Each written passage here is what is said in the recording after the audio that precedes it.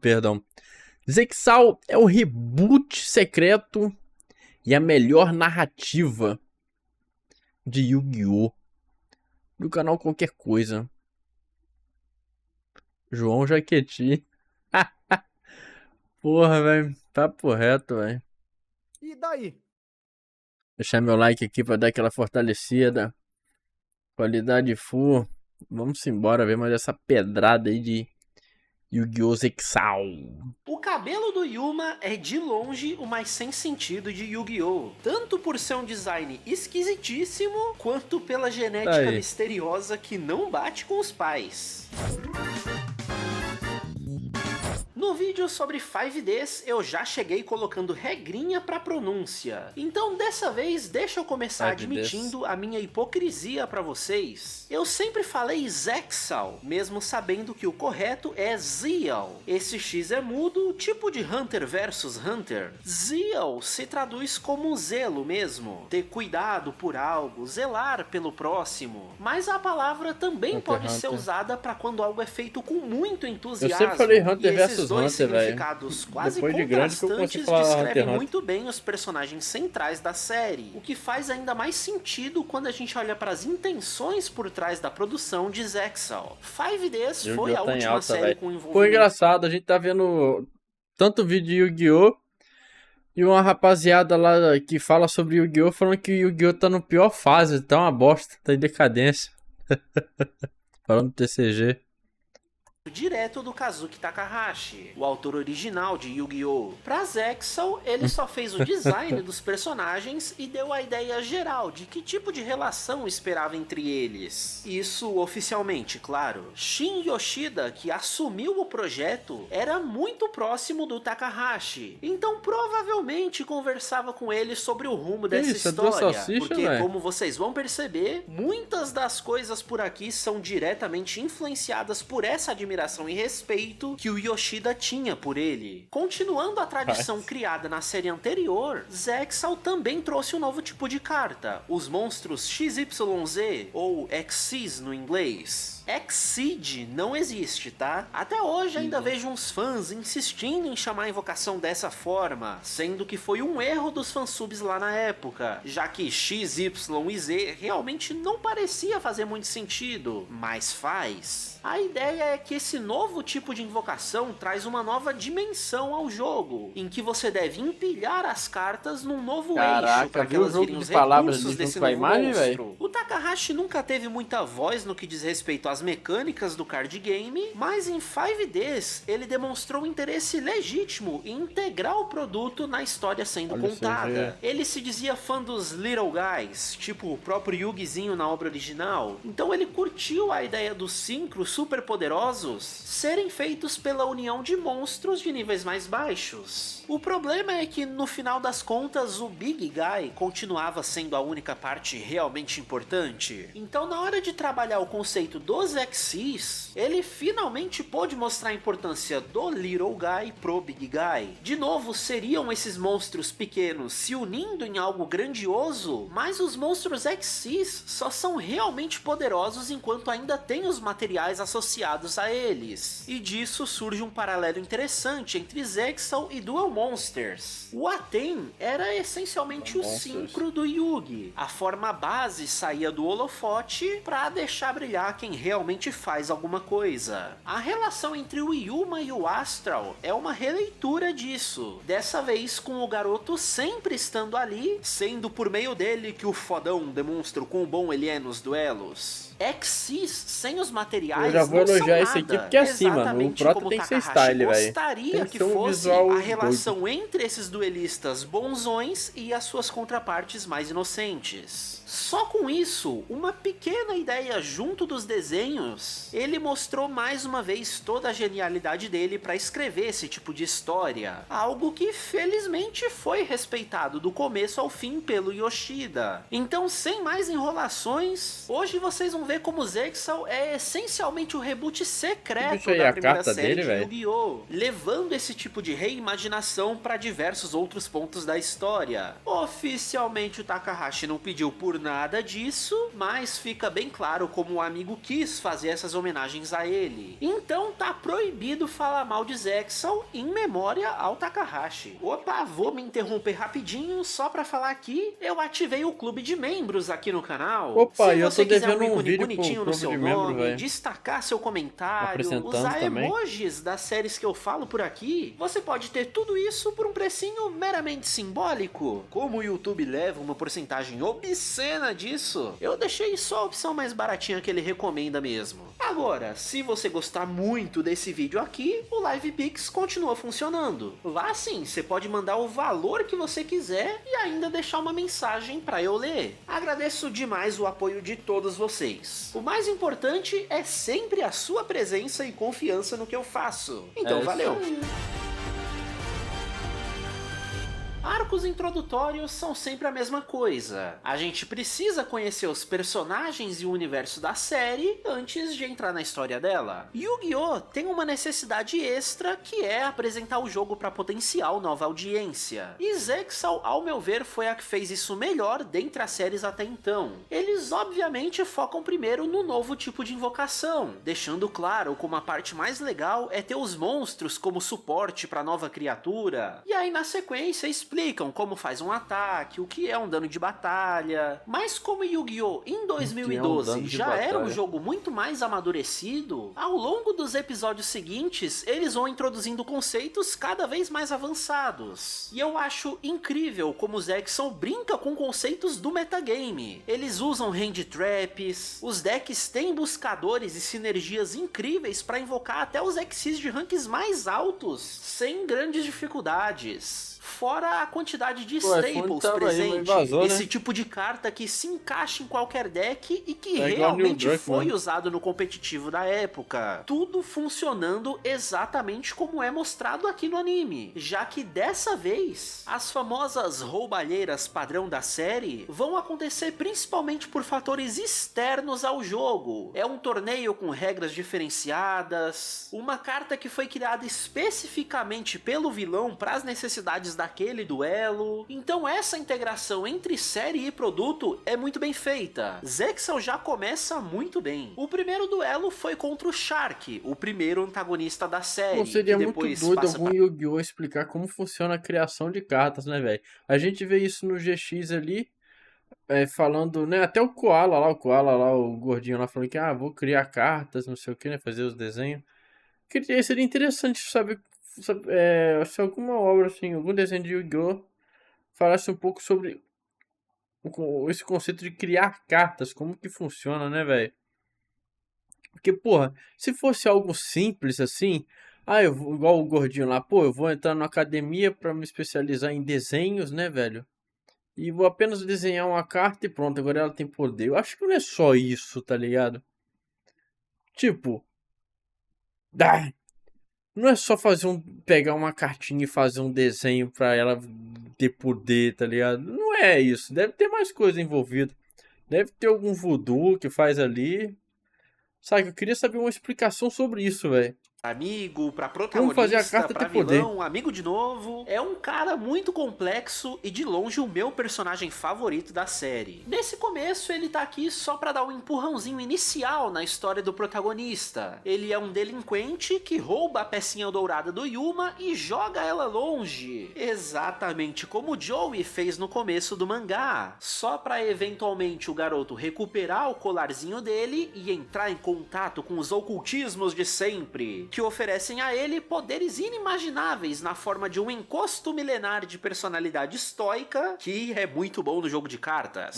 Quando Yuma aceita as condições desse portão demoníaco, abrindo mão de algo importante pra ele, o Astral é liberado junto de uma centena de cartas estranhas. Uma delas que possui o Shark no meio do duelo, falando com uma voz sinistra para ele aceitar os números, levando a invocação do número 17, o dragão Leviatã. Zexal vai girar ao redor dessas cartas numeradas, 100 monstros Xyz que guardam as memórias perdidas do Astral. Então reunir Pô, também tem isso, né? Eu não sei se lá no primeiro dos Yu-Gi-Oh! Fala sobre isso, né?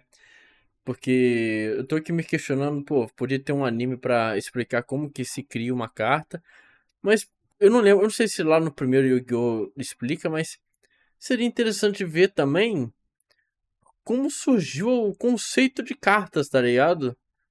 Porque como a gente viu lá no primeiro lá, né, até mesmo no GX, até mesmo aqui, entre outros, pô, entidades antigas, tá ligado? Eu acho que antes do mundo ser mundo já existia Yu-Gi-Oh, tá ligado? Pô, eu acho que, sei lá, mano, Jesus tava, nem pensava em existir ainda, Deus tava lá jogando cartinha, tá ligado? Pô, onde surgiu isso tudo? A origem, tá ligado?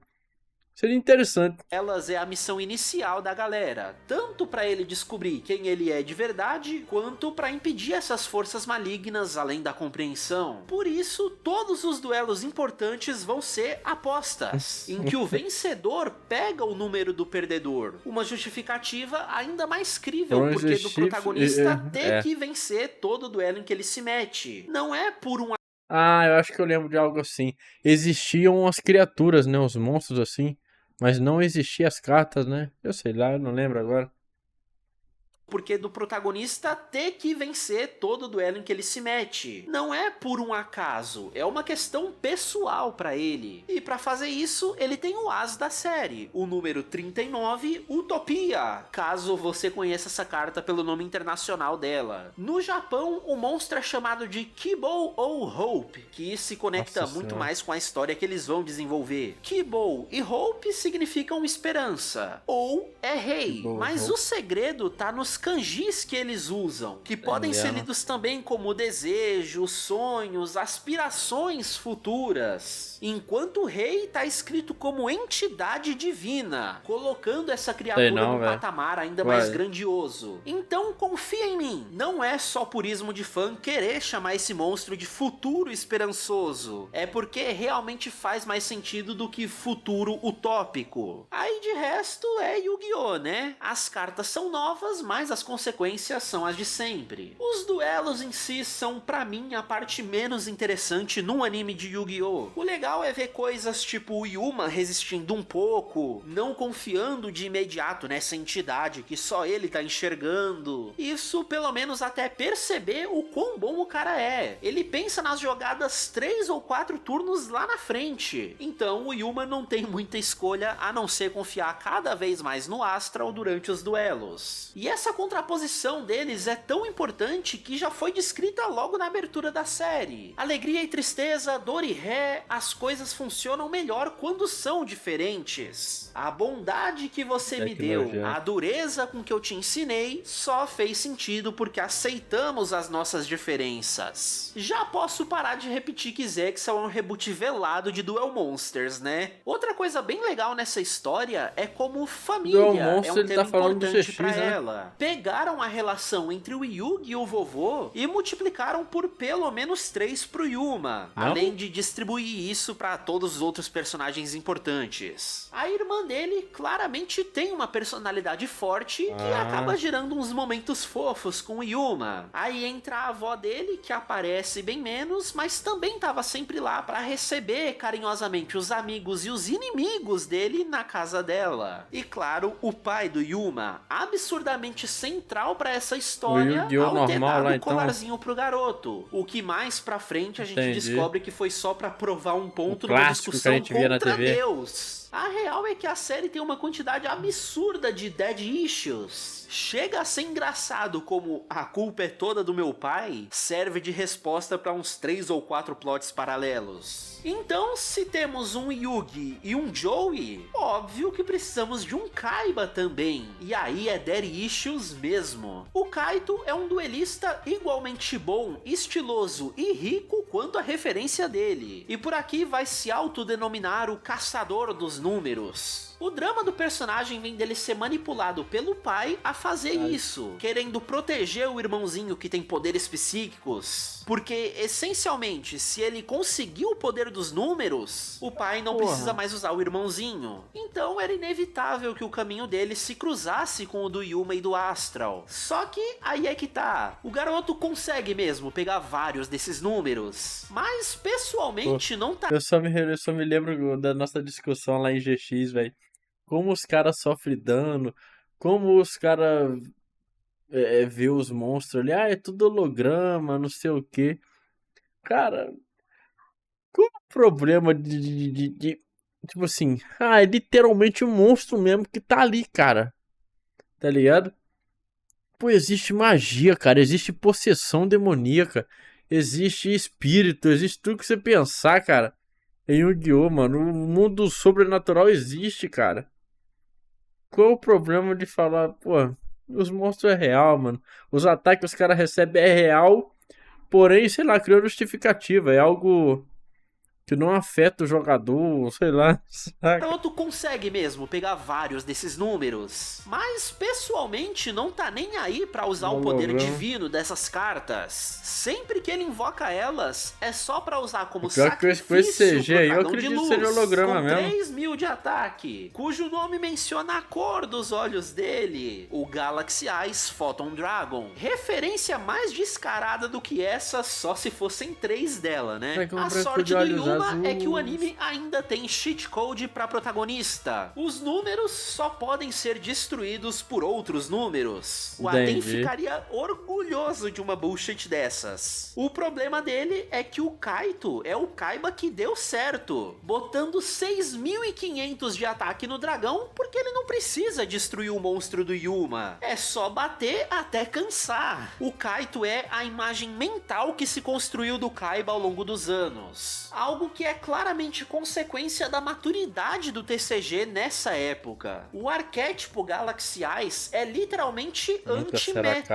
negando os efeitos de monstros Xyz e ganhando mais força com isso. Se a gente for olhar pro deck do Kaiba, ele era uma bagunça sem sentido no que diz respeito ao card game em si. A única pessoa que substitui o Kaiba é outro Kaiba, velho. Infelizmente, a gente ainda não tem o final pra esse primeiro confronto, porque o irmãozinho teve um treco com tanta energia girada no duelo, mas o trauma psicológico que o Kaito causou no Astral, isso sim é um negócio que se arrasta por um bom tempo na série. Aí, claro, não tem como fugir, no meio disso tudo, nós temos alguns episódios com vilões semanais possuídos pelas cartas numeradas. E a gente aceitaria numa boa a coincidência de poderes ancestrais baterem exatamente com a personalidade de bonecos aleatórios modernos. Mas Exal fez questão de explicar como isso funciona. Essas cartas não possuem uma forma física até entrarem em contato com os sentimentos negativos das pessoas. O caso mais icônico disso é quando um garoto encontra uma dessas cartas no chão e ela se transforma na mãe dele. E é um dos meus episódios favoritos da série. Esse menino é o protagonista de um tokusatsu que o Astral adora assistir. Foi uma das primeiras coisas que fez ele se acostumar com a vida na Terra. É super fofo. Por isso, o Yuma leva o espírito para um evento para conhecer os atores. E por lá, eles descobrem que a grande vilã, a Galaxy Queen, é interpretada pela mãe do protagonista, que também agencia a carreira dele. Então sim, também vamos ter mommy issues na série. O Astral olha pra mulher e sente coisas que ele não sabe explicar. Eu também, Astral, eu também. Percebi que ela foi usada como referência pra um dos números. É disso que a gente tá falando, né? O conflito interno... Pô, falando em safadeza, velho, eu descobri que Stella Blade, cara, é feito pra Zé Punhetinha mesmo, velho. É por isso que o Charlotte Linin tá viciado em Stella Blade, velho.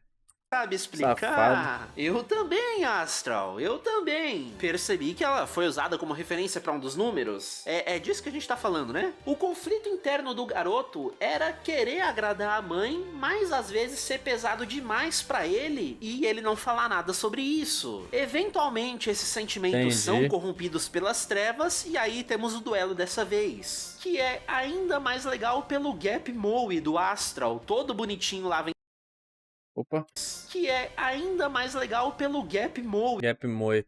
É o termo usado quando um personagem age de maneira oposta ao que a gente tá acostumado dele.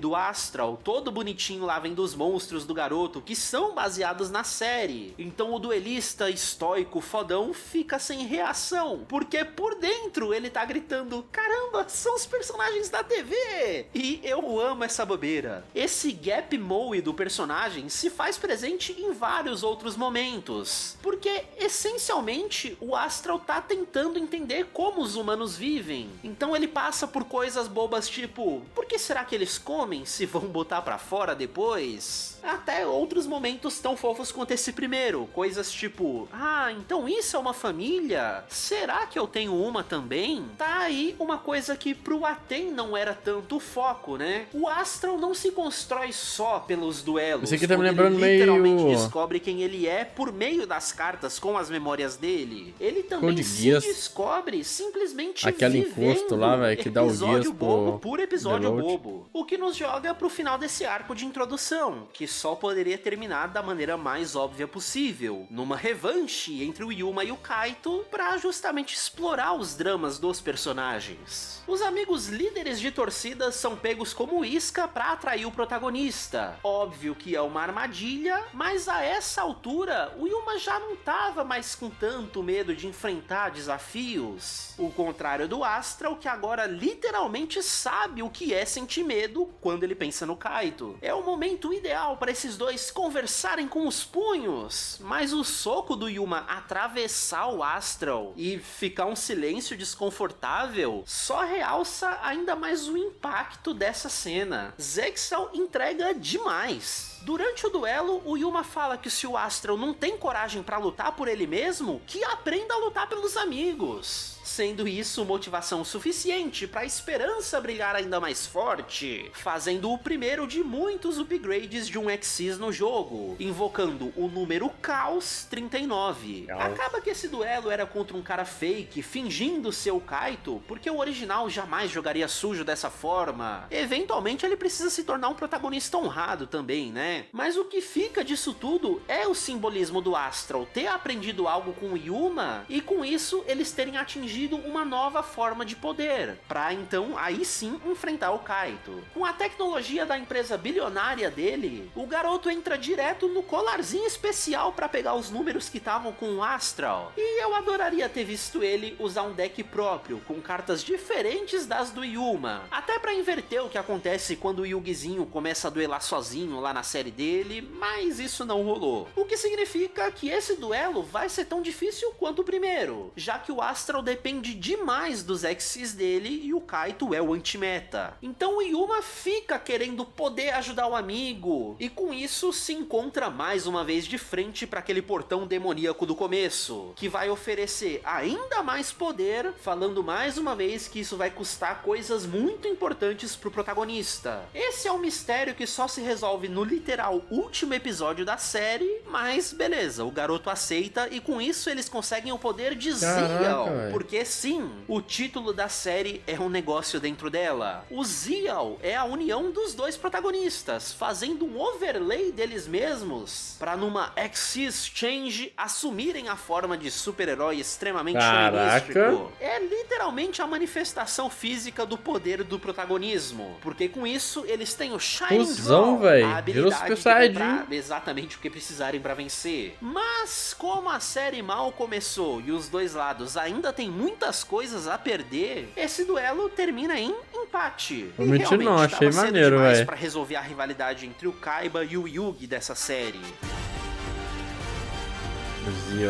O segundo e o terceiro arco de Zexal são uma coisa só, divididos puramente por marketing para bater com lançamento de produtos, troca de música. A gente vai acompanhar um grande torneio em preparação para o final da série, que já responde boa parte das perguntas inicialmente levantadas. Então ele poderia ter sido o final da série mesmo, se fosse necessário, mas a gente sabe que vender cartinha dá dinheiro pra caramba. Então logo na sequência fizeram o Zexal 2, mas eu falo disso disso quando a gente chegar lá. Seguindo no CO2. plano de fazer 1000 referências, as diferentes fases desse torneio são claramente uma mistura de todos os outros que a gente já viu em Yu-Gi-Oh! Eles começam coletando pecinhas para completar um coração, mais ou menos no esquema das estrelas do reino dos duelistas. Os duelos acontecem livremente pela cidade, exatamente como a cidade das batalhas. A abertura foi igualzinha ao torneio filler do final do anime, e aí terminam com referências ao Battle Royale e duelos contínuos do World Grand Prix de 5Ds. Ou seja, já dá pra ver que Zexal é bem criativo na hora de inventar coisinhas pra manter a gente interessado numa sequência enorme de duelos entediantes. Por exemplo, pra quem gosta de romance, como tem episódio focado nisso? O Yuma é o protagonista com o maior harém em potencial de Yu-Gi-Oh! Com meninas e meninos interessados nele. Dos caras eu falo depois porque eles são mais importantes, mas a gente tinha a Kotori desde o começo do anime, depois veio a Cat, literalmente uma maluca dos gatos, daquele tipo que daria uma facada no Yuma, e eu digo isso porque ela dá metaforicamente durante um duelo. Tivemos também a Ana, que prefere dar uns tiros nele por não corresponder aos sentimentos dela. Pô, mas ele é um loli também, velho. Fé nas maluca. Aparentemente, relacionamentos complicados são uma coisa de família, porque até a irmã dele ganha 2 episódios pra falar sobre o primeiro crush dela, trazendo o primeiro beijo em tela na história de Yu-Gi-Oh! Pena que esse cara tem idade. Agora que parando pra pensar aqui, viado. Pô, o único Yu-Gi-Oh! Assim, mais adulto que teve mesmo foi o. Foi o 5Ds, velho. 5DS, né? É, velho. O Yugi criança. O GX também é um. Passou na escola, né? Tudo criança ali também, jovens. Aqui é jovem também, criança. Qual foi o outro que a gente viu também, velho? Teve um aí que a gente viu também aí. Que era meio bucha, né? E é criança também. O 5DS, pelo menos, é um personagem. Eu acho que ele não é adulto, mas é assim. Beiro adulto, deve ter uns, sei lá, 17, 18 anos por ali. É um tema mais adulto, né? E o Bryce ainda eu não vi, mas. Pô, realmente, velho.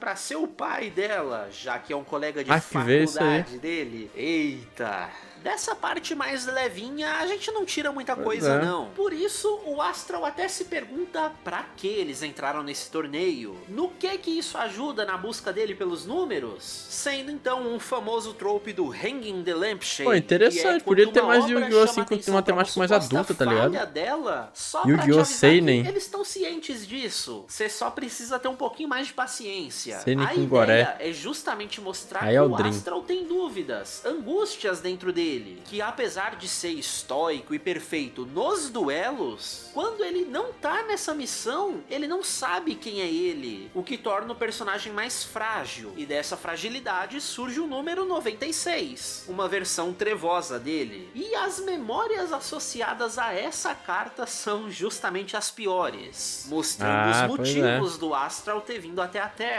para destruir o planeta. Se bem que não sei se esse cara é muito confiável, né? Se a ideia era botar mais dúvidas na cabeça do Astral, certamente funcionou. Um dos temas recorrentes de Zexal é repetição Olha o brabo de ali, ó. ciclos. Tipo as próprias referências que Olha o eles Neo fazem ali, ao ó. primeiro anime. Brabo. Sempre que surge um novo antagonista, o anterior é humanizado até virar amiguinho do Yuma. Quando o Kaito apareceu, isso aconteceu com o Shark. Então a gente viu a backstory de como ele perdeu a carreira de duelista profissional e por isso se jogou nessa vida de delinquente. Dessa vez, como o Kaito precisa passar pro time dos heróis, vilões de verdade aparecem no meio do torneio. E nessa de repetir os ciclos, quem aparece é justamente o cara que armou pro Shark no passado. E se já não fosse pouco, ficamos sabendo que ele causou um acidente que deixou a irmã do Shark hospitalizada até hoje. Aí junto desse novo cara, a gente conhece os 2 irmãos dele, além de um garotinho muito esquisito. Para desumanizar essa galera em contraste, parte, os 3 novos garotos são chamados só pelos números, 3, 4 e 5, todos servindo ao Tron, que eu já vou adiantar o segredo, é o pai deles. Eu falei que Daddy Issues é o padrão da série, vocês deviam ter suspeitado. O Byron, nome original desse cara, trabalhava com o pai do Kaito e o pai do Yuma, estudando outras dimensões. Nessas pesquisas, eles viajaram pelo mundo para entender como diferentes culturas tiveram contato com esse tipo de coisa. Daí um monte de quinquilharia no quarto do Yuma. Mas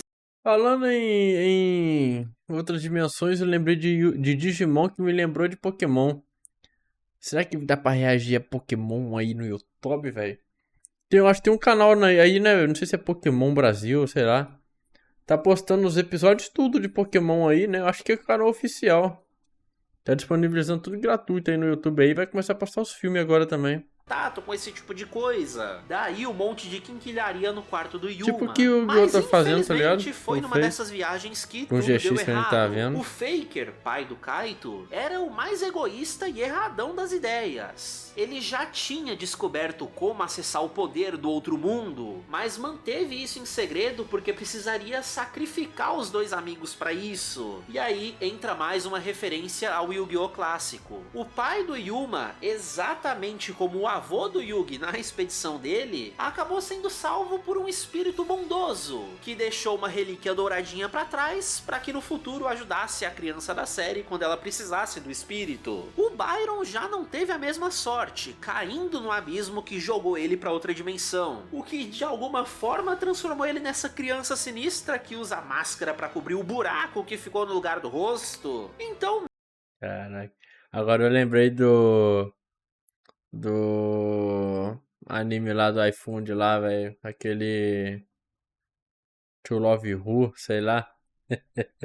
O pai da garota lá é uma criança também. essa sinistra que usa máscara pra cobrir o buraco que ficou no lugar do rosto. Então meio que é isso mesmo. O plano do vilão é simplesmente se vingar. Ele quer destruir o mundo astral por ter perdido o próprio corpo por lá, mas de quebra também rolam uns papos de que existem 3 dimensões diferentes que estão se sobrepondo. Então ele também suspeita que o astral realmente veio pra destruir o nosso mundo. Então junto à vingança dele, meio que é conveniente ser contra o protagonista da série. O primeiro duelo dessa parte é o 3 contra o Shark, com a aparição do número 32, Shark Drake, como uma armadilha mesmo. A ideia era o vilãozinho perder de propósito pra ter que entregar a carta pro co-protagonista, já que aparentemente ele é muito mais suscetível às trevas desses números. O segundo duelo é fanservice puro, Kaito e Yuma lado a lado contra o 3 e o 4, porque o 5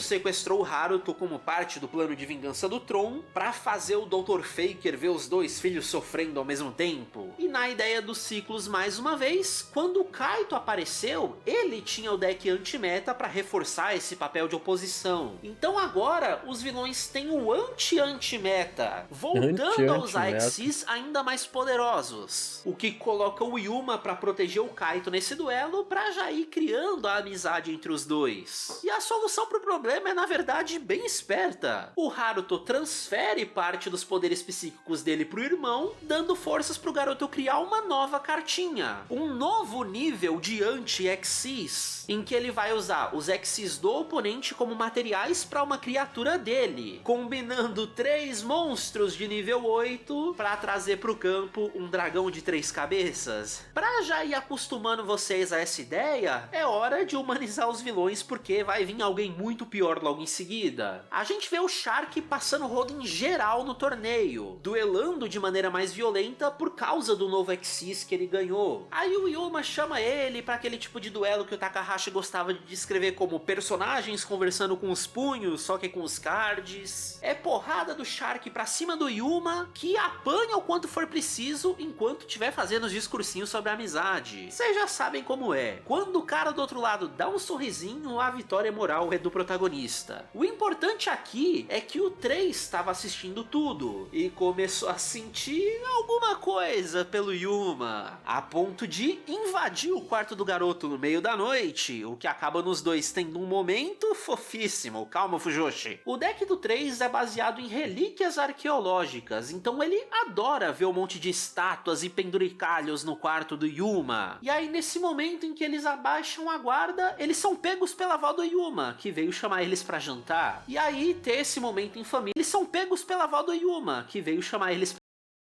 A avó do Yuma. Certamente não confundi duas cenas muito parecidas do anime. pra jantar. E aí, ter esse momento em família faz o 3 pensar na família dele, em como ela era antes de todos esses plots mágicos. E ele chora. Eu adoro vilões que choram, especialmente quando eles não entendem exatamente o que eles estão sentindo, e aí passam a odiar ainda mais o protagonista antes de virar amiguinho dele. No duelo entre os dois, o 3 xinga o Yuma, destrói o colarzinho dele, essencialmente matando Esse anime o Astral, só tem uns o que deixa o protagonista véio. muito irritado, mas não com o 3. Ele tá disposto a deixar as coisas do garoto pra trás dele, porque existem forças muito maiores envolvidas nisso tudo. O Astral pode ter desaparecido, mas as memórias que eles criaram juntos não deixam de existir. Então a esperança jamais vai sumir do coração do Yuma, que consegue invocar o número 39 sozinho pela primeira vez. Aí, veja só, lá dentro do mundo etéreo do Astral, o pai do Yuma aparece pra ele, pedindo pro espírito mais uma vez e ficar ao lado do filho dele. Aí vocês já devem imaginar o resultado disso. Com tanto desenvolvimento legal no final de um arco, é óbvio que o Astral reaparece pra eles fazerem a X-Change de novo e terminar o duelo na forma de super-herói, com direito ao Yuma prometendo pro 3 que vai proteger o futuro dele também. Agora, nas semifinais do torneio, o terceiro arco não muda quase nada. Não é surpresa pra ninguém quem deve chegar às finais, mas o roteiro faz isso parecer tão natural. Zexal dá aulas sobre como entregar uma série longa dessas sem que ela fique cansativa. É a vez do Kaito e do 5 se enfrentarem, porque os dois compartilham um passado em comum. Depois de perder o pai, o 5 viu os irmãos sendo levados pro orfanato, mas como ele estava próximo da família do Dr. Faker, ele reencontrou no Kaito e no Haruto os irmãos que ele tinha acabado de perder. O Chris, nome original desse garoto, foi o professor do Kaito, ensinando ele a ser o duelista fodão que ele é hoje. O problema vem quando ele descobriu que o Dr. Faker foi o culpado pelo acidente que tirou a família dele. Ele obviamente é um duelista muito bom e poderia ter vencido tranquilamente no primeiro turno, mas ele quer humilhar, destruir o Photon Dragon na frente do Kaito pra ver se ele sente uma fração do que é ter o coração quebrado. Mas os tempos mudaram. Nosso co-protagonista não é mais o garotinho de antes. Agora ele também luta pra proteger a família. E foi exatamente por isso que ele ganhou um poder novo nos episódios atrás. E que, se eu fizer a conta certa, é o anti-meta da série. Exatamente o que ele vai precisar pra vencer. O Kaito admite que ver o Chris sair da vida dele foi o que motivou a se tornar ainda mais forte. Pra quem sabe um dia ter isso como desculpa pros dois se reencontrarem. É tão fofo que tira até um sorrisinho do 5, que eventualmente perde o duelo, mas sai orgulhoso de certa forma. Eu amo essa série. Os dois claramente carregam a mesma culpa por fazerem coisas horríveis pelos próprios pais. E é exatamente por isso que o Kaito também vai prometer pro 5 sobre proteger o futuro dele. Até porque, de certa forma, o Chris também é um irmão pra ele. Oh. Por fim, vem a rivalidade que a gente conheceu primeiro. O Shark e o 4 duelando num campo de lava pra talvez ser uma referência a Joey versus Merrick. O plano do Tron era despertar as trevas dentro do Shark, usando os filhos só como pecinhas num jogo de xadrez pra deixar o co-protagonista usar cada vez mais o número 32. A ideia é que o Shark trevoso seria o assassino dele pra matar o Dr. Faker. Aí é engraçado o 4, que é o mais doidão dos irmãos, falando lá: "Não, papai, confia em mim, deixa que eu mato."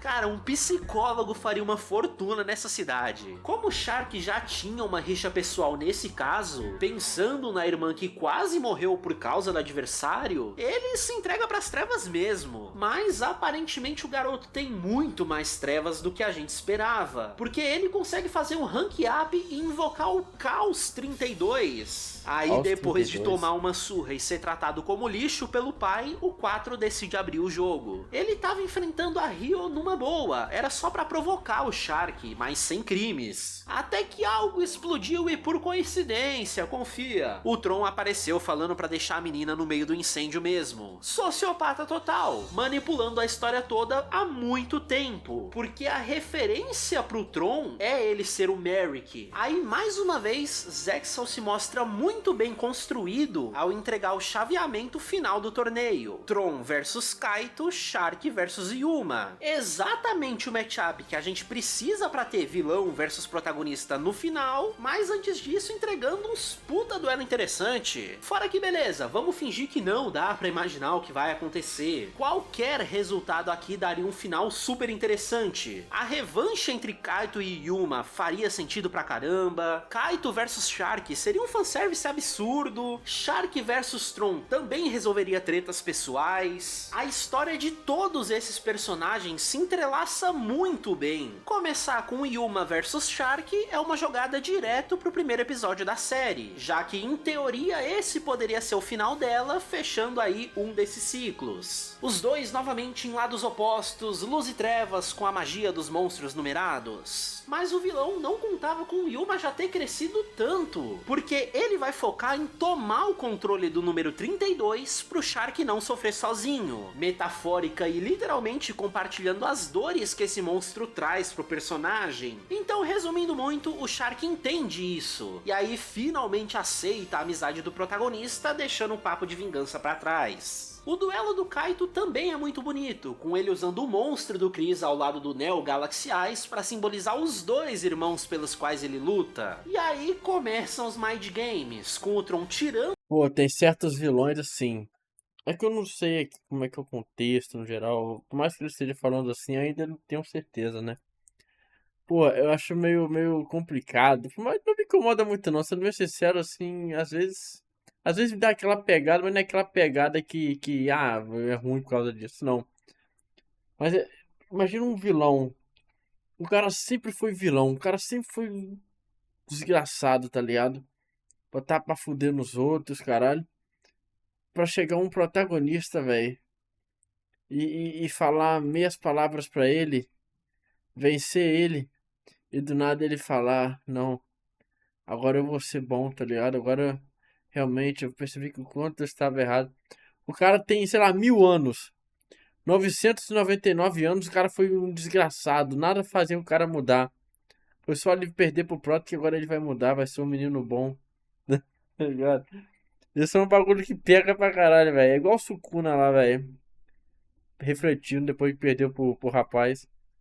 Porra. irmãos pelos quais ele luta. E aí começam os Mind Games, com o Tron tirando a máscara pra mostrar o rosto do Haruto no lugar, fazendo o Kaito hesitar em atacar. Bota Esse vilão é muda-vidas. muito cruel, uma coisa que o Takahashi gostava demais no Merrick. Então, assim como Ra foi o deus egípcio mais roubado, o número 69, Nice, tem como poder Eita. usar o poder de todos os outros Exis que apareceram no duelo. Então, como eu havia previsto, o Kaito infelizmente perde dessa vez, deixando pro Yuma herdar as motivações de absolutamente todos os amigos que ele fez no caminho. Por isso o duelo entre os dois tem essa carinha de final de anime. O protagonista usa essencialmente todos os Exis que ele conseguiu a esse ponto, simbolizando o crescimento dele nessa história, enquanto o vilão até faz algo parecido, mexendo com o psicológico do Yuma ao botar ele frente a frente com as criaturas dos amigos dele. Isso é claramente uma releitura do que a Cidade das Batalhas poderia ter feito, nessa ideia de que os duelistas iam pegando cartas novas a cada vitória. Por lá acabou sendo só uma desculpa pro Yugi acumular os deuses no final, sem que boa parte das cartas conquistadas no caminho o dessem as caras. Em Zexal não, como esse elemento é literalmente a base da história, essa coleção de monstros acaba assumindo um significado muito mais integral pro final dela. Então com esse duelo Pô, e faz sentido, né, velho? Assim, porque na vida real, assim, pegando o jogo como jogo mesmo, pô, você tem que dar alguma coisa, não necessariamente, né, velho? Depende muito. Mas, por exemplo, às vezes eu jogava muita baleba, mano. Baleba, pra quem não sabe, é bola de gude, tá? O meu linguajar eu chamo de baleba. É, a gente tinha umas baleba muito pica, diferenciada, né? Cada um tinha umas baleba lá que comprava e tal, né? E às vezes a gente brincava assim, no apostado, tá ligado? Tipo assim, pô, se eu vencer, eu fico com a baleba sua, e se eu perder, você fica com a minha, tá ligado? Pô, aí você vencia e pegava, pô, eu quero aquela baleba ali mais. Você pegava a baleba mais pica do cara, tá ligado? Que você ganhou dele. Pô, acontecia muito isso. E faz sentido num duelo de cartas assim também, não só de Yu-Gi-Oh! Qualquer que seja. Pô, venceu o duelo, apostar a cartinha, né, velho? Pô, foda-se se você pagou 1.000 conto dessa carta aí, velho. Passa a carta, tá ligado?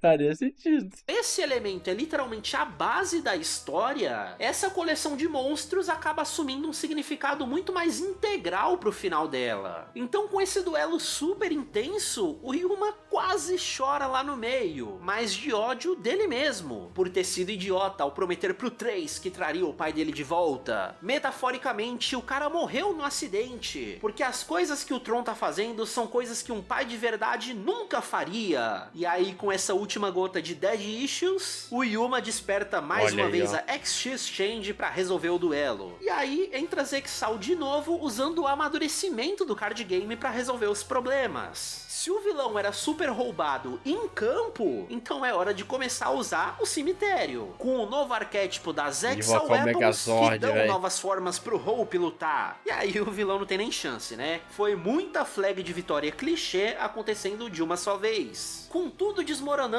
pós-batalha super dramática, o Tron de novo ia cair num abismo mágico. Mas o Yuma segura a mão dele apesar de tudo. Só pro cara lembrar que o pai do Yuma também tinha tentado salvar ele na expedição. Então adivinha? No último momento, mais um vilão de O cara não Zexal aposta, tem um né? pouquinho de redenção. Medroso. Pensando no que ele fez e torcendo pra um dia os filhos perdoarem ele. Isso, claro, porque vem aí um vilão ainda pior. Ou vocês já esqueceram que é tudo culpa do pai do Kaito? Bilionário sabe esconder bem as merda que faz, né? Quase passou batido. O grande plano do cara é que não importava quem vencesse esse torneio. Pelas regras dos números, o campeão teria todos eles reunidos. Aí o Dr. Faker poderia roubar essas cartas pra destruir o mundo astral. É um duelo dividido em 3 episódios em que cada um dos 3 protagonistas usa o primeiro turno pra tentar bater no Faker, o que não dá em nada, mostrando que enquanto eles estiverem lutando separados não vai funcionar. Então a segunda parte já traz a galera com suas formas Coitado do upgradeadas, Faker, velho, tá que foram quietinho no feitas de LoL. maneiras bem interessantes, já que o final do turno de um duelista foi o que preparou o turno do próximo. Tipo os tubarões extras do Shark terem sido os materiais pro Kaito jogar o Neo Galaxy Eyes. E o trabalho em equipe funciona, deixando o vilão com só Caralho, 150 de vida, praticamente implorando pra não ser derrotado. Porque tome a última explicação que a gente precisava. Tudo o que o Faker fez foi pelo Haruto. O garoto tem uma doença incurável, causada pelos poderes psíquicos com os quais ele nasceu. O único jeito dele poder viver seria destruindo o mundo astral.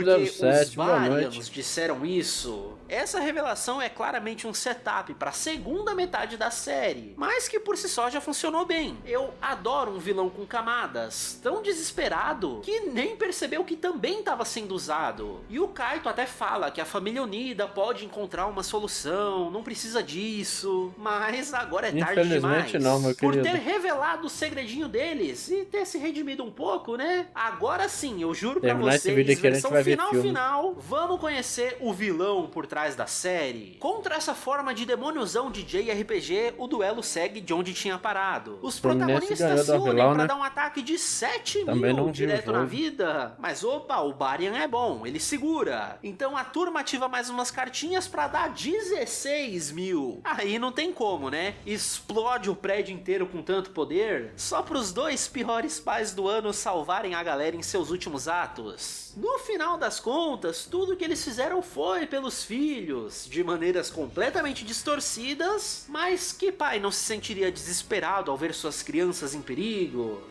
Zexal verdade. veio na pegada de Yu-Gi-Oh! GX, em que todos os vilões são capazes de redenção no final. E se você acha que acabou, não. A gente ainda merece ver a revanche do Yuma contra o Kaito. É a cara de duelo extra no final do anime, porque tecnicamente meio que é isso. É aqui que acaba Zexal 1, o epílogo o anime aí, ó. ainda ligeiramente pé no chão, pra que venha em seguida o Zexal 2, que mistura referências aos arcos mágicos da série original. Mas aí esse duelo aqui certamente é um dos que já teve na série. É exatamente o tipo de fanservice que os fãs esperariam ver entre dois personagens nessa estrutura de Yu-Gi-Oh! Rola até uma última releitura super legal aqui. Os dragões dos rivais sempre tiveram 500 pontos de ataque a mais que o monstro do protagonista, para representar a ideia de um desafio a ser superado. Só que dessa vez não vai rolar, porque é exatamente essa diferença que traz a vitória pro Kaito. E é muito mais interessante que o Yuma perca esse duelo. Como não é um dos casos de vida ou morte centrais pro plot, tá tudo bem o Yuma perder pra construir caráter. É bem legal mostrar que ele ainda tem espaço pra crescer, até porque, né, ainda tem 70 episódios pela frente.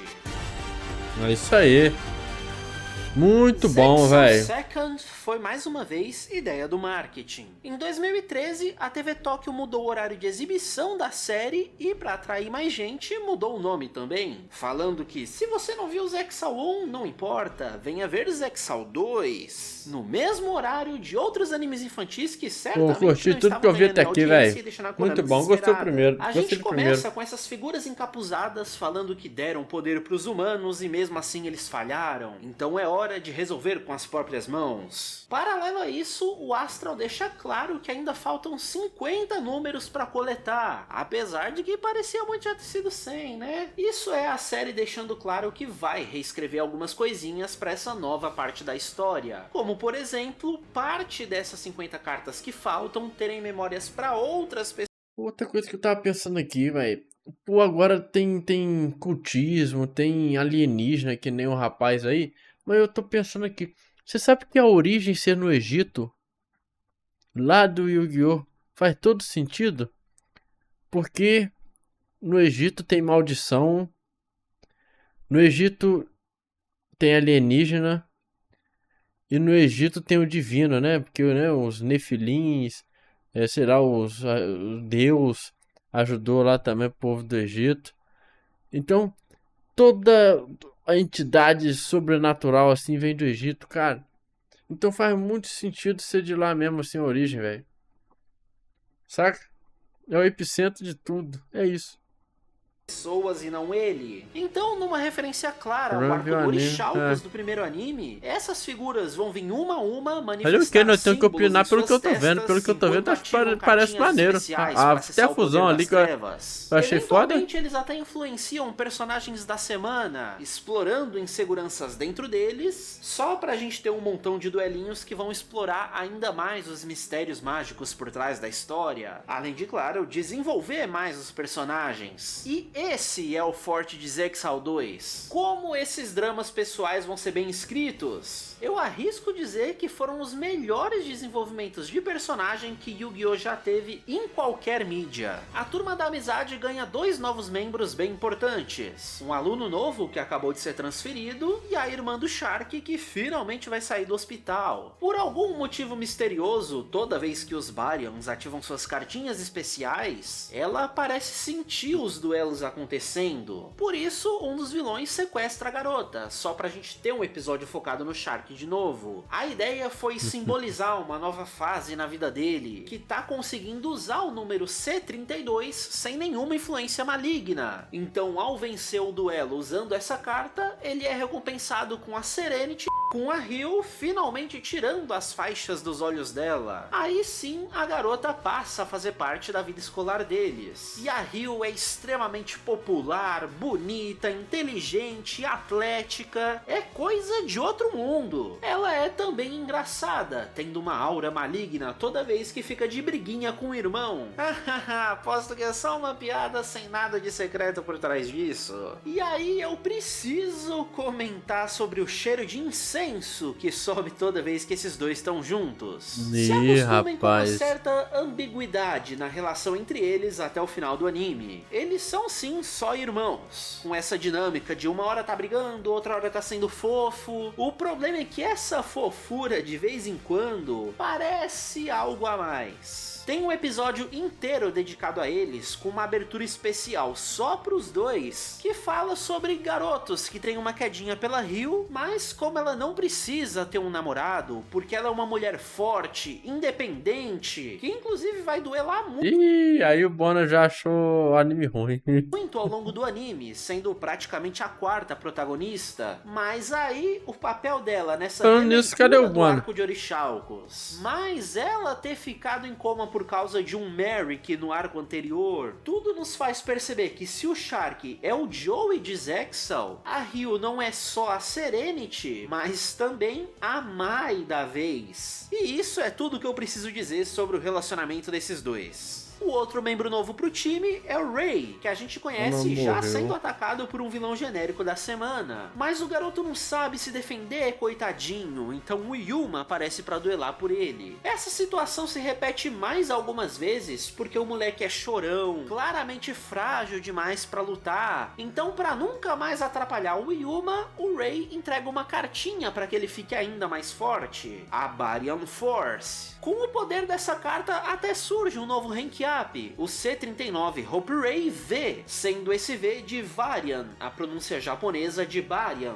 Ou seja, esse garoto faz essencialmente o papel de dar o Orichalcos pro faraó, mas depois vem se explicando que não, pô, calma aí, é que ele é da polícia do outro mundo. Por isso, inclusive, o Yuma não pode comentar com ninguém o que aconteceu agora, tá? E aí, no outro duelo lá na frente, a situação se repete com o garoto dando ainda mais cartas pro Yuma e pedindo ainda mais segredo em cima disso. Absolutamente nada de suspeito aqui, né? Então vamos seguindo. O mais interessante desse arco é ver que nem todos os vilões agem da mesma forma, sendo personagens que vão ganhando cada vez mais camadas. O primeiro assim é o Arito, que assume a forma de um jovem estudante muito charmoso e se infiltra na escola. Ele só não contava com se apaixonar à primeira vista pela Kotori. Aí ferrou, vilãozada. Tava um estudante muito chatas. O primeiro assim é o Arito, que assume a forma de um jovem cada vez mais camadas. O primeiro assim é o Arito, que assume a forma de um jovem estudante muito charmoso e se infiltra na escola. Ele só não contava com se apaixonar à primeira vista pela Kotori. Aí ferrou, vilãozada. She can change him. Ele passa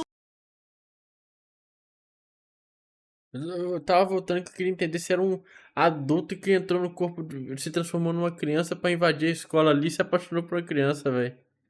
o episódio inteiro tentando conquistar a menina, imaginando os cenários perfeitos, até entender que não tem chance porque ela gosta do Yuma. Por isso ele quer enfrentar o protagonista. Que se dane os planos de dominação mundial, Zexal 2 é muito mais interessante que isso. Óbvio que ele perde o duelo, mas aí, opa! O Arito se apaixona pelo Yuma também. Então foi mal mesmo, Barianzada. Esse aqui vocês não pegam de volta nunca mais. Por isso eles matam o cara. A partir disso, as coisas começam a ficar realmente interessantes. Porque, mais uma vez, nem sempre os vilões de Zexal são puramente vilões. O Gillag, por exemplo, era muito amigo do Arito e começa a acusar o Ray de ter matado ele. A gente não entende muito bem como um garoto tão inocente, tão fracote, teria feito isso. Mas se ele é da polícia, né? O Gillag fica tão cheio de ódio que invoca o número 106. Falando que não se importa mais de arriscar a própria vida pra usar esse tipo de criatura, dando indício de que existem mais coisas por trás dos planos Baryan. Esses números over 100 são claramente não convencionais. E é bem legal a gente ver num outro ponto, um outro desses encapuzados criando a carta dele mesmo. Aí o Bono já deu ponto a silhueta de um monstrão sinistro dentro dela. Tem potencial. Especialmente quando esse cara, o Misael, tenta usar o número 107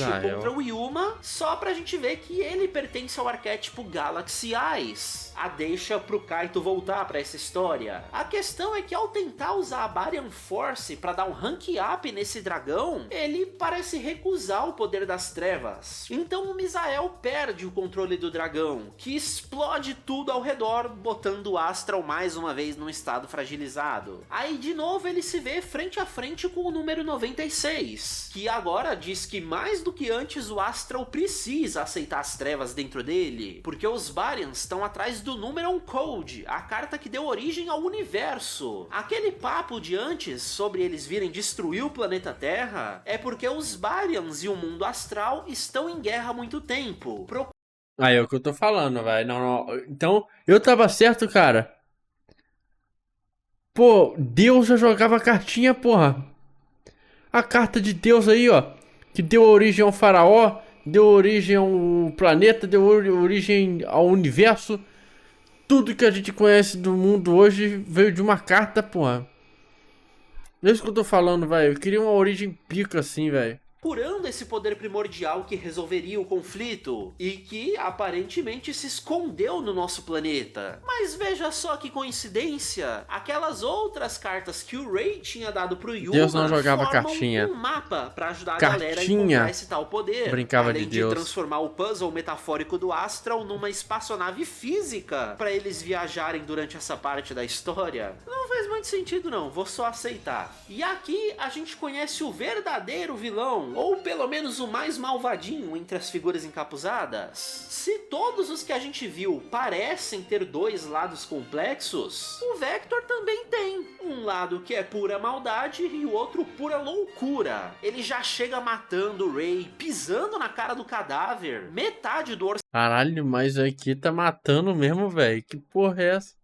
orçamento de animação da série foi gasto só pra mostrar os movimentos erráticos desse personagem, pra realçar o quão pirado das ideias o cara é. E calma que piora. A verdade é que o Rei era ele o tempo todo. O cara não quer só explodir o mundo astral, ele sente prazer em brincar com as pessoas antes disso. É um psicopata completo e por isso o verdadeiro vilão da série. Ele une os comportamentos sadomasoquistas do Yami Merrick, associando isso ao plot twist do Bakura, o verdadeiro vilão final de Duel Monsters. Então nesse duelo super complicado que eles vão ter, o cara fica botando ainda mais dúvida na mente do Astral, perguntando se ele confia mesmo no Yuma, porque olha como o garoto pode ser enganado fácil. Será que isso não vai atrapalhar os planos dele? Aí pronto, né? Eles não conseguem nem mais fazer a fusão de super-herói deles. E quem toma o lugar do garoto é o número 96, trazendo a Dark Zeal. É muito bom ter um vilão assim pra entregar o desfecho dessa corrupção do protagonista. Aí rola uma troca, com agora o Yuma preso dentro do coração do Astral, representado por essa torre que tá começando a se despedaçar. É bem poético. Acaba sendo bem desesperador a maneira como esses episódios são estruturados. Tem o Yuma fugindo dos escombros, aí corta pro duelo com um monstro de 20, 40 mil de ataque, aí volta pro Yuma tentando pedir desculpas pro Astral e ele não ouvindo, corta pro duelo com as risadas do Vector quebrando a trilha sonora, causa uma angústia absurda, tanta coisa se sobrepondo assim. A impressão que eu tenho é que eles queriam lembrar a sensação de um ataque de ansiedade mesmo. Zexal constrói as coisas muito bem. Eventualmente o Astral até sai desse modo Edge, mas diz que ficou com a confiança abalada mesmo, não tem muito mais o que o Yuma possa fazer, o que joga a gente de volta para aquela construção dele como um cara inseguro fora dos duelos. O total oposto do que o Yuma tá nesse ponto da série, que mesmo que continue jogando mal, ele ainda dá a cara a tapa. Então eles entendem que se tem algo que eles compartilham, é a esperança de que a influência de um sobre o outro possa mais uma vez reconstruir essa amizade. E para marcar bem esse momento, eles atingem o Zeal Second, uma armadura ainda mais elaborada que a primeira, com o poder de reimprimir outra carta por cima da carta maligna que causou todo esse transtorno. A Numeron Force extrai energia da força primordial do universo, e com isso cria uma nova esperança, o Hope Ray V, em que o V agora significa...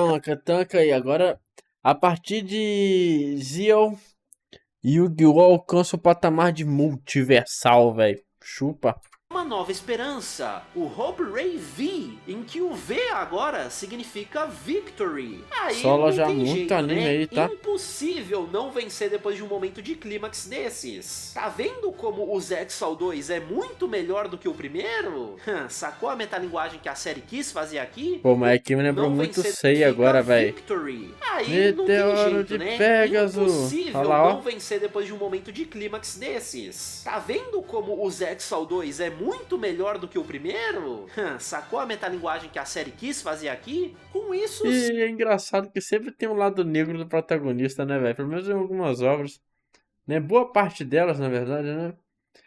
Sonic preto, Shadow. Aqui o Shadow aqui também. Sei lá, velho.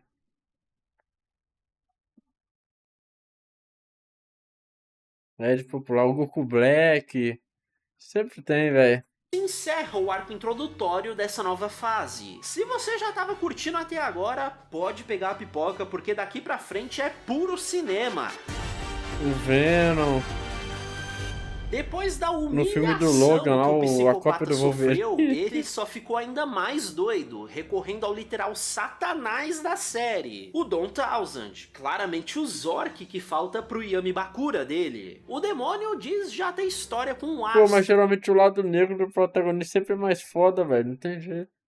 que falta pro Yami Bakura dele. O demônio diz já ter história com o Astral. O conflito entre os dois é muito antigo, mas o Vector faz questão de adicionar a destruição do Yuma no pacto. Levou pro coração essa. Então, seguindo nas referências, o vilão tem um novo objetivo: Albedo. coletar 7 coisas super importantes para despertar o poder real. O Albedo, entre aspas, porque o Albedo não é o lado negro, o Albedo é o lado grisalho, né, velho?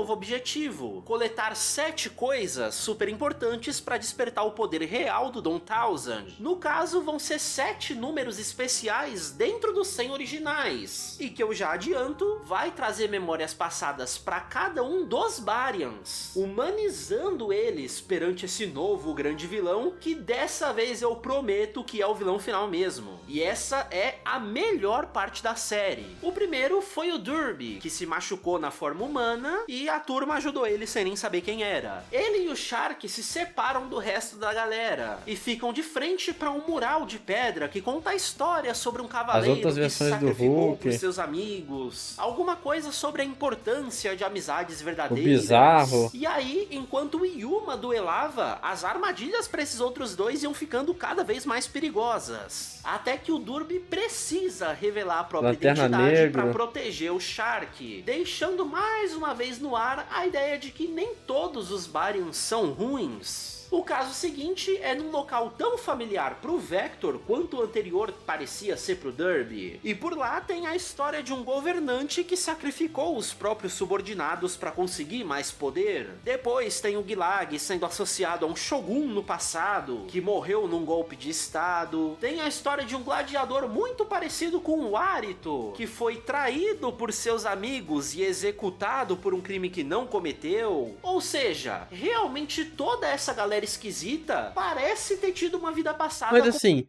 Yu-Gi-Oh! Lá no passado, né, mano? Aquele Yu-Gi-Oh!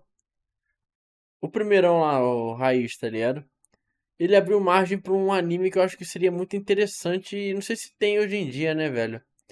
Que não era pra ser de carta, era literalmente jogos, né, mano? Era um anime de jogos ali, né? Que o faraó ia botando pra arrombar. Perdeu pro faraó, morte, tá ligado? Ou uma punição bem severa, tá ligado? Era pra ser mais nesse sentido aí, né?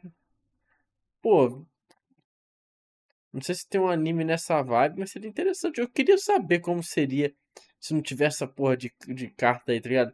Fosse só ali jogos, literalmente. Tá ligado? Ah, vamos jogar uma baleba aqui. Perdia, o cara era queimado vivo, tá ligado? Umas paradas assim. Pô, era pra ser um bagulho pesado, velho, no início.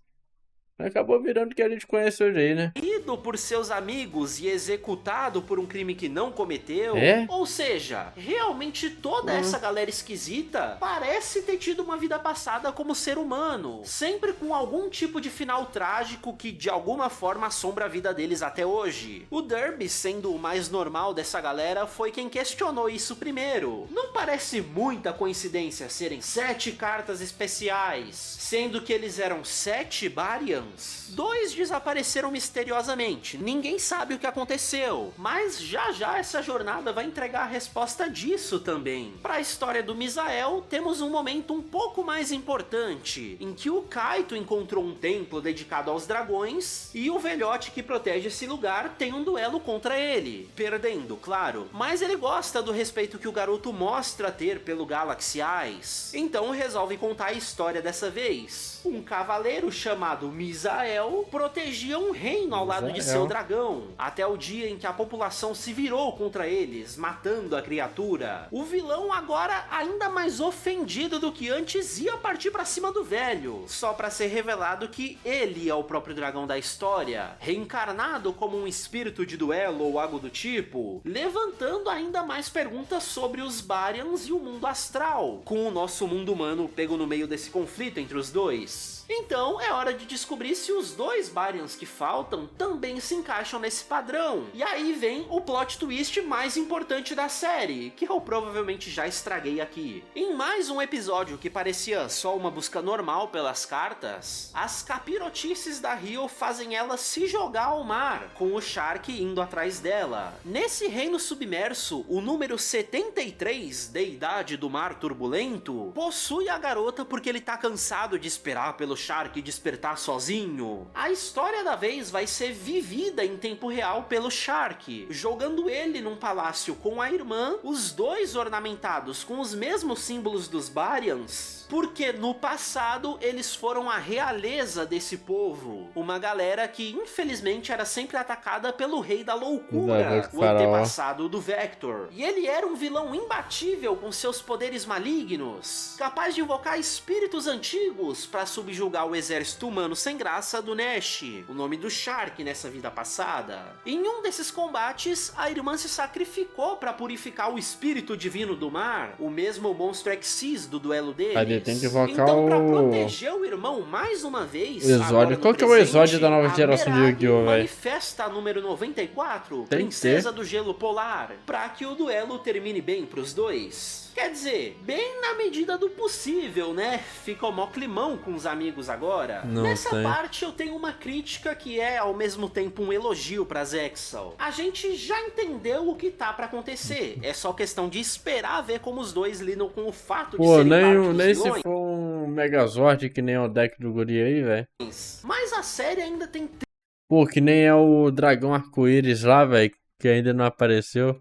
Que o cara não tem a carta. Esperar ver como os dois lidam com o fato de serem parte dos vilões. Mas a série ainda tem 30 episódios até acabar. Então eles claramente vão dar uma enrolada nisso, trazendo fillers entre muitas aspas até lá. E eu chamo eles dessa forma porque claramente a história vai fazer uma curva, vai focar em outros personagens que já tinham até saído da história, pra só então voltar nesse exato mesmo ponto que a gente tá agora. Só que felizmente, Zexal fez isso pra não estragar a história principal, arrastando ela até a exaustão. Mais uma vez, eles vão dar aulas sobre como escrever animes gigantescos desse tipo, sabendo usar o próprio tamanho da série a favor deles, tendo essa oportunidade pra entregar coisas legais sobre outros personagens enquanto ainda tem tempo. Com as 7 cartas reunidas, mesmo que não estejam todas com os vilões, cinzas começam a chover pela Terra, e o número 96 aparece mais uma vez,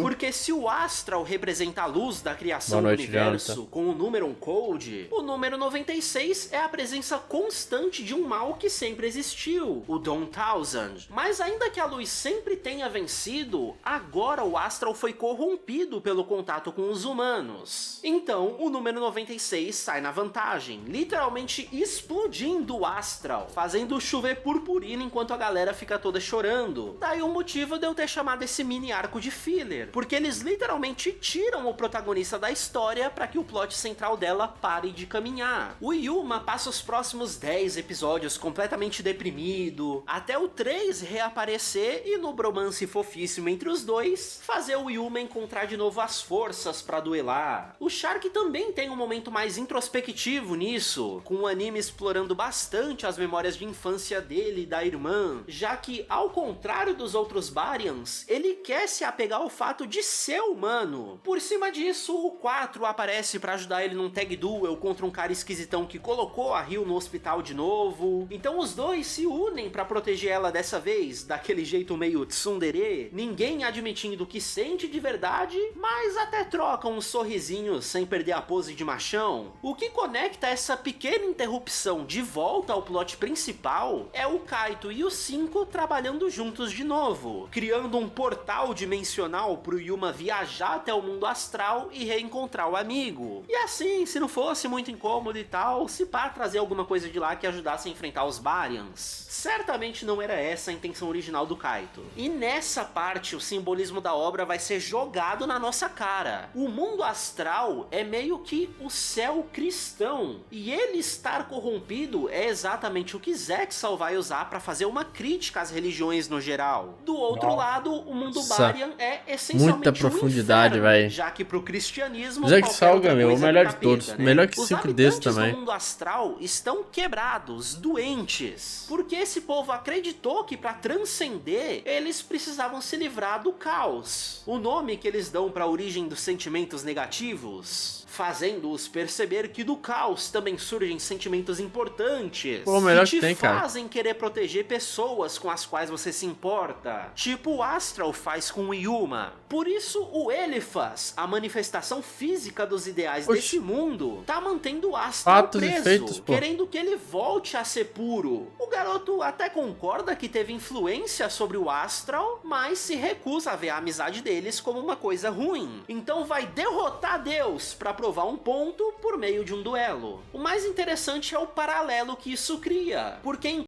Olha isso, cara. Olha o nível dessa obra, cara.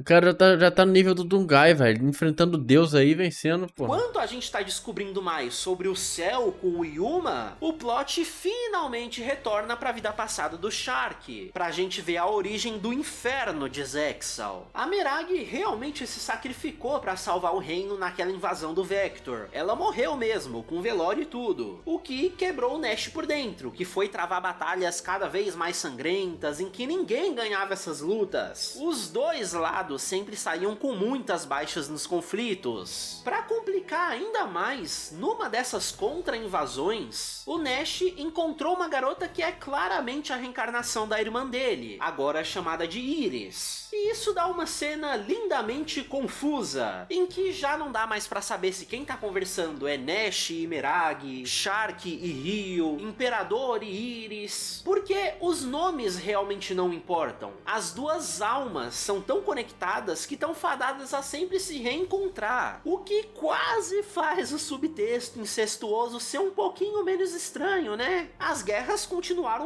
Pô, existe um conto sobre isso, não? Ou pelo menos algum outro anime.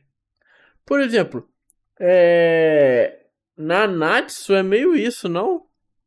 Onde o Meliodas sempre encontra a Elizabeth, né? Mas também eu não sei se é. Mas também não é bem isso, né? Porque o Meliodas ele é imortal enquanto a Elizabeth fica nesse ciclo de morte, né? Ele tem que conviver com isso. Parece, eu não lembro. Cara, eu já vi, esse conto, assim, um conto parecido sobre isso em algum lugar, velho. Sobre almas que são fadadas a sempre se encontrar, sabe? Vivem um ciclo.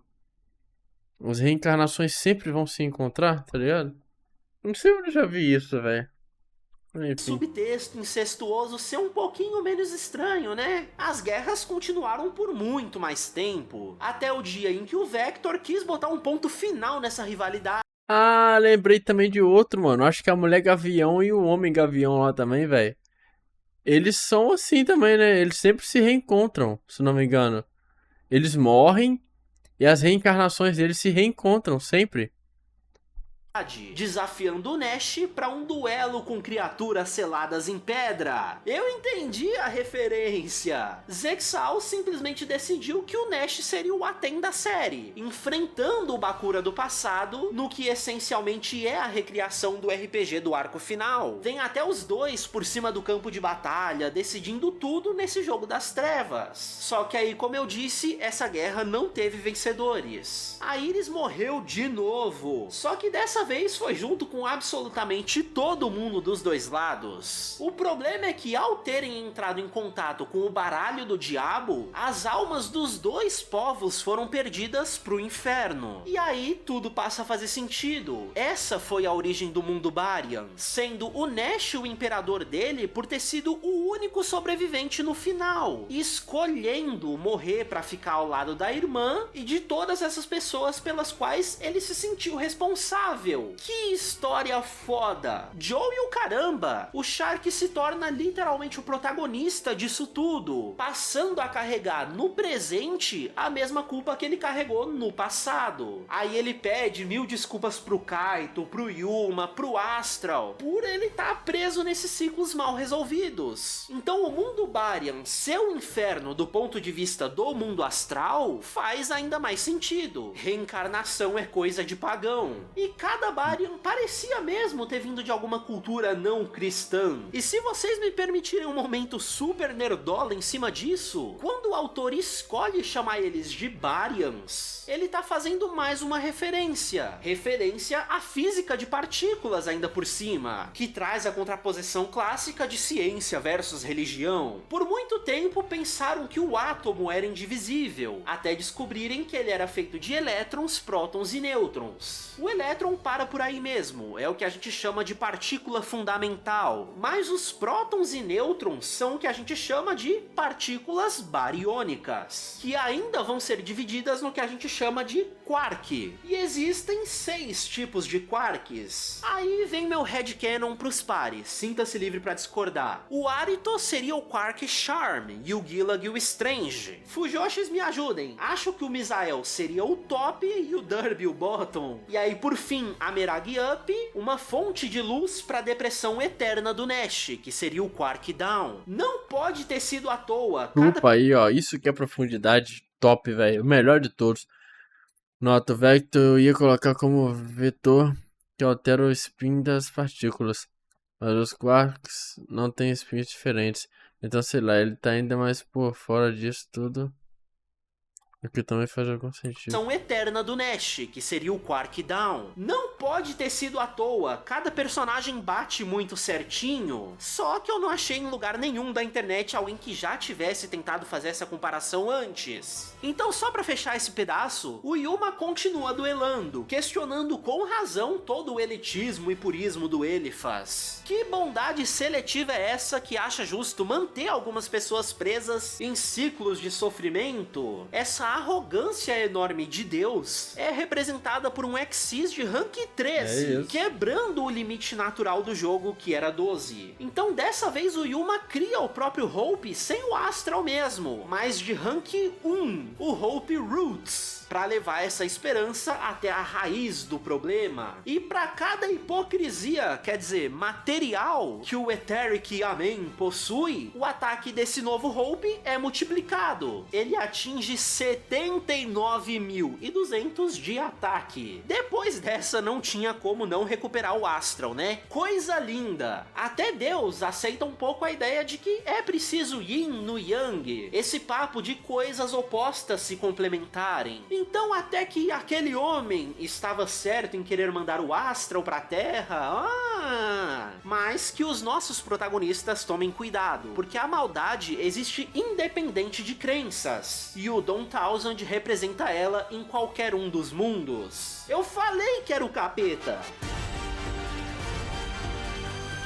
O final da história vai ser então aquilo que a gente já estava esperando. O Nash, com as memórias totalmente recuperadas, sente mais uma vez que é obrigação dele ficar ao lado do povo que perdeu a vida sob seu império. E as desavenças com o Vector podem ficar de lado dessa vez, porque os mundos estão colidindo, então a missão é clara: antes os outros do que eles. O Shark passou de antagonista pra amigo, pra protagonista e agora é um dos vilões. O Astral e o Yuma até enfrentam ele, despertando os Exal 3 com toda essa pressão por cima, mas finge que ninguém viu. Tá adiantado pra caramba, se afobaram um pouquinho nesse momento. E esse é um problema que, infelizmente, vai ser presente nessa reta final. Pra mim, faltou um pouco de cuidado que poderia entregar as coisas de um jeito ainda melhor, apesar de ser um final incrível de qualquer forma. O que acontece agora é um boss rush, em que um amigo e um Barian vão separados de cada vez, baseado nos desenvolvimentos que eles compartilham, e a ideia é que nossa turma vá perdendo esses duelos mesmo, virando energia pro mundo Barian e aumentando ainda mais o peso sobre o duelo final que o Yuma vai ter. Claro que em meio a isso vai ter ainda mais drama, só que especialmente pros vilões. Vamos ver a Merag chorando de vez em quando, o Nash claramente em conflito sobre ter que se tornar um vilão. Isso é muito bom. Ser um Barian é muito mais complexo do que só ser um servo do capeta. Especialmente agora que ou eles defendem o próprio mundo, ou vai morrer todo mundo de novo. Paralelo a isso, o Kaito tava indo pra Lua, porque ele e o Chris continuaram fazendo as pesquisas deles. E naquelas ruínas dos dragões encontraram uma história sobre o dragão primordial. Assim como o Blue Eyes foi essencial pro passado de Dual Monsters, o Galaxy Eyes também tem uma importância aqui. Esse arquétipo é essencialmente um fragmento do dragão solitário que estava presente na origem do universo.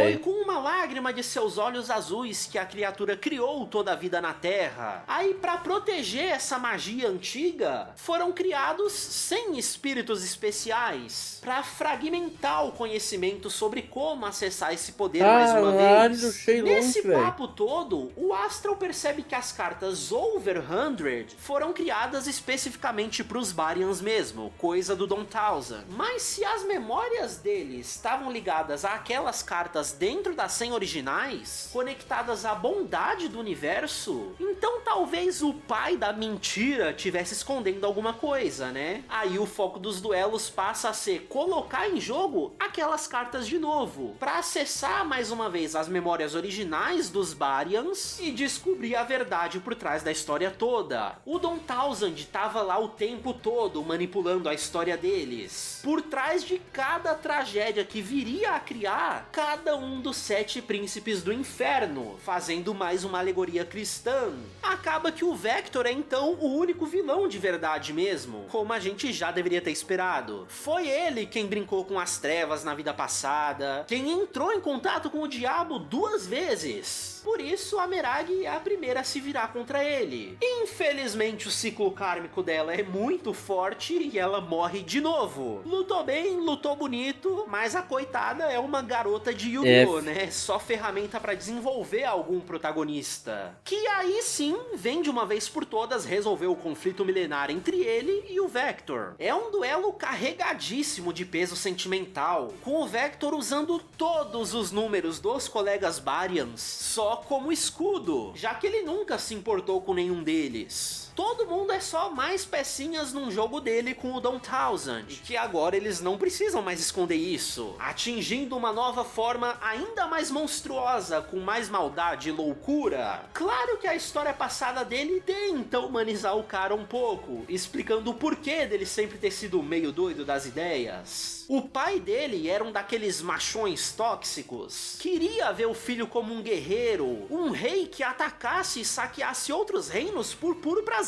Então quando ele via o garoto dizer que queria se tornar um símbolo da paz, aí foi demais. O rei ia matar o próprio filho, mas a mãe dele pulou na frente. Olha os problemas familiares de volta, porque foi quando ele se vingou matando o próprio pai que o coração dele se abriu para as trevas entrarem, fazendo um pacto eterno com o Dawn Thousand que causou o resto da história. E é só o que o Shark precisava mesmo, um culpado e um motivo para querer matar o Vector outra vez. Ele mete um monstrão com 8.000 de ataque e vence. Eu confesso que fiquei surpreso de terem deixado o Yuma completamente de escanteio nesse ponto, pra realmente ter o Shark como Aten derrotando o Yami Bakura. Zexal entregou plot twists muito bons e teve coragem de levar eles até o final. Óbvio que a série não vai terminar aqui de verdade, ainda tem algumas coisas pra responder e arcos pessoais pra fechar. Então depois de um final fake, a gente tem mais 3. Então, para enfrentar a forma física do Don Thousand, só o Yuma realmente teria alguma chance. Não pode ser o Kaito conectado ao dragão primordial, nem o Shark preso nos ciclos cósmicos dos Baryons. Esse é o papel do Yuma nessa história. Ele não ser realmente importante para ela é o que faz dele um personagem importante pro final. E ninguém vai reclamar se for um tag duel com um real novo protagonista secreto da série, né? O plano final do Capeta, ao fundir os mundos, era essencialmente trazer o inferno pra Terra, porque aí ele nem precisa procurar pelo Numeron Code. Se tudo já tá dentro do domínio dele, esse poder também tá. E isso dá vantagem até por cima do poder do protagonismo, porque de nada adianta os dois puxarem as cartas que eles quiserem se o adversário tem o poder de alterar a realidade. Zexal mais uma vez entregando regras absurdas pra deixar um duelo mais interessante. É pra ser um confronto impossível mesmo, contra monstros de ataques gigantescos, que não deixam o adversário fazer sequer uma jogada do jeito que ele planeja. É desesperador, tanto que o Astral sai correndo, parecendo que tava com medo, só que nunca mais. Ele foi atrás do Numeron Code físico mesmo. E funciona. Ele faz alguma coisa para que essa carta apareça no meio do duelo, como se tivesse sido uma carta de campo esse tempo todo, amarrando mais uma vez a história super bem com as mecânicas do card game. Porque assim, os protagonistas têm uma chance dentro do jogo de virar as coisas. Aí o Yuma e o Astral vão escalando essa vitória. Zexal 1 para fazer o Shining Draw e invocar o Hope, Zexal 2 para transformar ele em Hope Victory, aí sim vem o Zexal 3, que pra mim deveria ter sido a estreia dessa forma. Caralho, com todo esse simbolismo, forma, eles invocam o número 100, o Numeron Dragon, pra ter essencialmente a presença do Kaito nessa final também. Eu adoro como o Zexal carrega do começo ao fim o fato de ter 3 personagens importantes, cada um muito do seu próprio jeito. Por causa desse novo monstro, o Hope pode dobrar o poder dele por cada representação de um dos amigos feitos nessa história, batendo 204 mil pontos de ataque. Impossível o vilão tancar um negócio desses. Agora sim ele entendeu o poder dos números na série. A série podia de novo ter terminado por aqui, mas do nada o Shark decide que, ah não, eu preciso proteger o meu povo no mundo Baryon, não posso deixar ele ser destruído. Pô, sério, irmão? Agora? O momento ideal pra esse duelo seria antes deles terem se unido pra enfrentar o Don Thousand. Depois de botar o capeta pra mamar, não faz mais sentido. O duelo é bom, claro, é final de série entre protagonistas nos seus auges de poder. O Shark claramente tá fazendo isso por pura bravata, ele sabe que já perdeu tudo, só queria ter uma chance de jogar as cartas de cada um dos amigos e ver eles uma última vez. A ideia é fazer um throwback pro duelo que começou a série, pra justamente simbolizar o encerramento do ciclo kármico dessa história. Mas como eu disse, o momento ideal pra isso já tinha passado. Não tem jeito. Até porque em seguida a gente tem o duelo prometido entre o Yuma e o Astral. Praticamente Yugizinho e Faraó se despedindo no final da série, tendo até o mesmo título nesse episódio, o duelo cerimonial. Esse sim faz sentido ser uma DLC pós-capetão. As motivações são meio burras. É impossível alguém ter acreditado que o Astral realmente só usaria o poder do Numeron Code pra apagar os Baryons da existência. Mas a piada é essa mesmo. Ele tá pagando de malvadinho porque o Yuma é burro o suficiente pra acreditar nisso, sendo essa a única maneira dele aceitar o duelo que enviaria o amigo de volta pro outro mundo. E o Astral é muito mais apelão do que o Aten foi com os 3 deuses. Ao longo do anime, por enquanto só os 5DS e o Zexal aqui, velho, são muito foda. Duelo, eles Os preenchessem outros o que a campo gente viu é inteiro. bucho. E o Yuma, mesmo em desvantagem, acha maneiríssimo ver todos eles lado a lado, porque, Pelo menos por vídeo, esse né? final é uma referência ao final de GX também. O que o Portão disse desde o primeiro episódio sobre o Yuma perder Cara do algo spoiler, importante não era uma ameaça, era um aviso de que ao se envolver nessas batalhas que fariam dele um duelista mais poderoso, o garoto perderia a inocência dele. Zexal, eu não aguento mais bater palma, chega! Com isso, o Yuma mostra pro Astral o quanto ele cresceu. GX é muito bom, velho. O próprio Shining Draw pra Não invocar sei porque o pessoal reclama, ainda mais com a dublagem. A dublagem salva demais ainda, velho. Um quadro em Muito branco pica. pra ser pintado com esperança. Se o Hope representa o Astral, esse novo monstro tem até os cabelinhos do Yuma, olha lá. É por isso que lá no começo eu falei que o nome certo pra esse monstro tem que ser Esperança e não Utopia. Ironicamente, os Estragos Unidos criaram uma metáfora não intencional nisso. Utopias já são completas, tão perfeitinhas quanto o Astral ou o Aten parecem ser. Esperança é algo muito mais forte do que isso. Dá valor pra construção desse futuro melhor. Exatamente o que o Yugi e o Yuma fazem nas jornadas deles. Então, de frente pro portão, que agora eles entendem o que simboliza,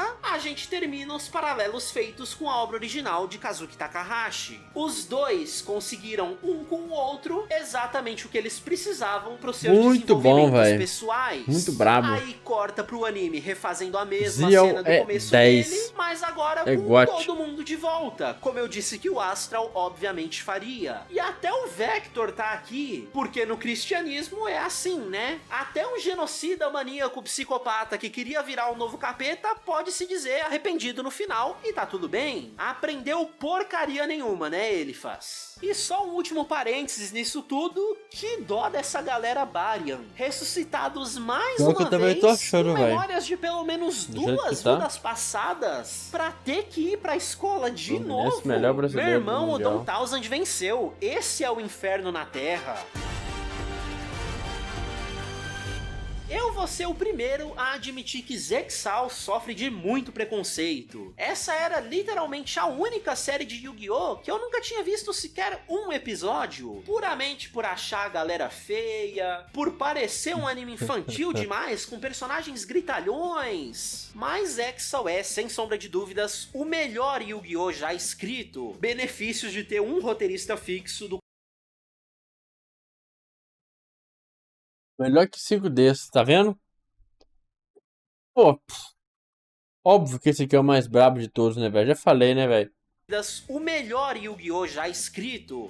É o melhor de Benefício todos, ter um cara, não tem roteirista jeito. fixo do começo ao fim. É o melhor né? com Só lore, não o melhor vou com falar o melhor que é a roteiro, minha velho. favorita, Não tem porque jeito. eu gosto de ter mais metáforas, mais simbolismos na hora de construir a narrativa. E aí, nesse ponto, 5Ds é quem aperta todos os botãozinhos no meu cérebro. Mas até essa falta sim. de metáforas na série é intencional, porque a metáfora principal de Zexal é simplesmente Yu-Gi-Oh! Como obra. Tudo é feito em Vocês que não referência sabem o a que vocês isso. falam, velho. Por isso eu vou até querer Pô, bater no Zexal é fã bom pra médio caralho, de Yu-Gi-Oh! velho. Um pouquinho. Eu não mencionei Não, por quê? urgentemente Yu-Gi-Oh! Como obra. Tudo é feito em referência a isso. Por isso eu vou até querer bater no fã médio de Yu-Gi-Oh! Um pouquinho. Eu não mencionei Urokujiro nenhuma vez de propósito. Em meio a tantas referências incríveis que esse anime faz, o fã médio Batman foi vs se Superman. apegar na mais óbvia e menos importante delas. Aí amanhã vai Ah, faltar não só dá, a gente né? ver o The Enfim, Batman pra esse foi terminar de nossa longe o saga de vídeo mais Batman. trabalhoso na história do canal, passando de boa o que foi pra 5Ds. Então, até mais do que antes, eu não prometo nada pra Arquive e Vrains. São literalmente as duas séries que eu considero pior na história de Yu-Gi-Oh! Então, pra me dispor a Não, elas, por quê? eu não prometo nada pra Arquive e Vrains. São literalmente as duas séries que eu considero pior na história de Yu-Gi-Oh! Então, pra me dispor a elas, eu vou precisar Vrains é uma merda, muito velho. motivado. Então chega. Obrigado a você que me acompanhou até o final, mas assim como eu disse que a série poderia ter terminado uns 10 episódios mais vocês são cedo, bucha, esse véi. vídeo deveria ter acabado 5 minutos e 53 segundos atrás.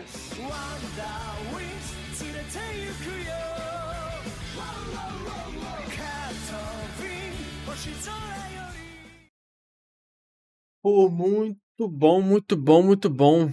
Parabéns aí pro qualquer coisa, sabe muito, qualquer coisa, pô. Eu concordo em gênero, número e grau, mesmo não tenho visto tudo que ele me apresentou aqui, realmente eu estava certo, me fez acreditar que Zexal é o melhor de todos e realmente qualquer coisa agora no final do vídeo confirmou a minha tese que Zexal é incrível. Muito bem escrito, cara. Porra, é um reboot da franquia praticamente. Nossa, melhoraram, pegaram tudo que já tinha de bom, melhoraram. E o que tinha de ruim, tiraram e botaram coisa muito melhor ainda, tá ligado? Muito foda, velho. Enfim, bom demais, excelente vídeo do qualquer coisa, velho. Nem por isso é meu favorito.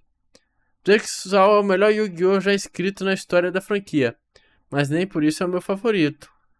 Tudo bem, cada um pode ter seus favoritos, mas a verdade é que Jigsaw é incrível, muito bem escrito, muito bem roteirizado, direção impecável. Jigsaw é tudo de bom, vai. Enfim, bom demais, bom demais. O homem é um cavalo forte de cor.